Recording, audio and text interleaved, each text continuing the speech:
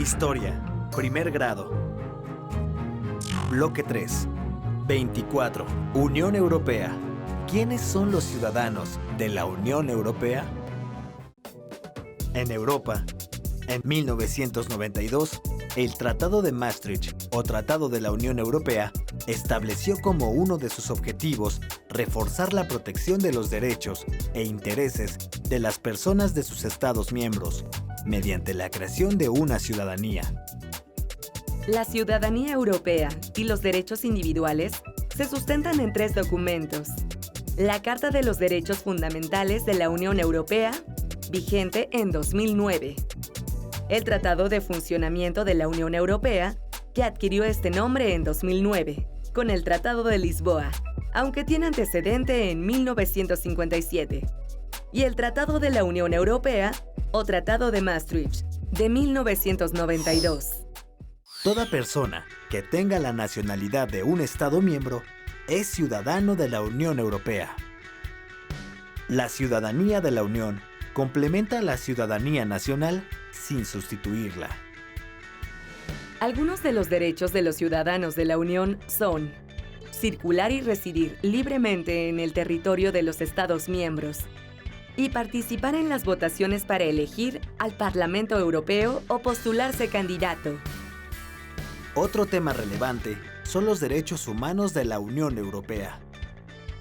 La Carta de los Derechos Fundamentales de la Unión Europea dispone que se adherirá al Convenio Europeo para la Protección de los Derechos Humanos y de las Libertades Fundamentales de 1953, inspirado a su vez en la Declaración Universal de Derechos Humanos de la ONU. Pasaron años de debates sobre si la Comunidad Europea debía adoptar o no su propia Carta de los Derechos Fundamentales. En el 2000, el Parlamento Europeo, el Consejo y la Comisión proclamaron la Carta de los Derechos Fundamentales de la Unión Europea en Niza. Tuvo reformas en 2007 y se aprobó con el Tratado de Lisboa en 2009. En esta carta se enumeran los derechos básicos que la Unión debe respetar. El título primero confirma los derechos a la dignidad humana, la vida y la integridad de las personas, así como la prohibición a la tortura, la esclavitud y el trabajo forzado. El segundo reafirma los derechos de libertad física, de pensamiento, conciencia, religión y expresión, respeto a la vida privada y familiar, el derecho a la educación, al trabajo, a la propiedad y al asilo.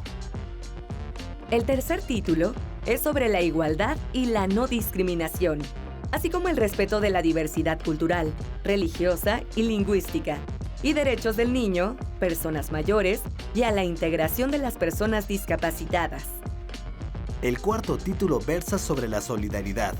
Garantiza la protección de los derechos de los trabajadores para que tengan condiciones justas y equitativas, seguridad social y protección a la salud, prohibición del trabajo infantil y protección de los jóvenes en el trabajo y al medio ambiente. El título quinto enumera los derechos de los ciudadanos de la Unión, como los de votar en elecciones parlamentarias europeas y en las de la localidad donde resida. Y el sexto, el de la justicia, reafirma los derechos a un juez imparcial, a la defensa, a los principios de legalidad y a la proporcionalidad de los delitos y penas. En cuanto a la movilidad de la Unión Europea, el concepto de la libre circulación de personas cambió. En 1957, se refería únicamente a la libre circulación de trabajadores y a la libertad de establecimiento. Fue hasta la celebración de los Acuerdos de Schengen de 1985 y 1990 que se creó un espacio para la libre circulación de personas. Los acuerdos fueron inicialmente firmados por Alemania, Bélgica, Francia, Luxemburgo y los Países Bajos.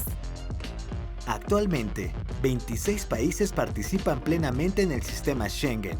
22 de ellos son Estados miembros de la Unión Europea, más 4 países asociados: Noruega, Islandia, Suiza y Liechtenstein. Entre los logros relacionados con el espacio de Schengen están la supresión de controles en las fronteras interiores y la libre circulación, mediante la exhibición de un documento de identidad o pasaporte. Recientemente, ha sufrido presiones a causa de la llegada de refugiados y migrantes provenientes de África y Asia, en números sin precedentes. A partir de 2015, varios Estados miembros introdujeron controles temporales en las fronteras interiores de Schengen. Esta fue la primera vez que sucedía algo semejante en Europa.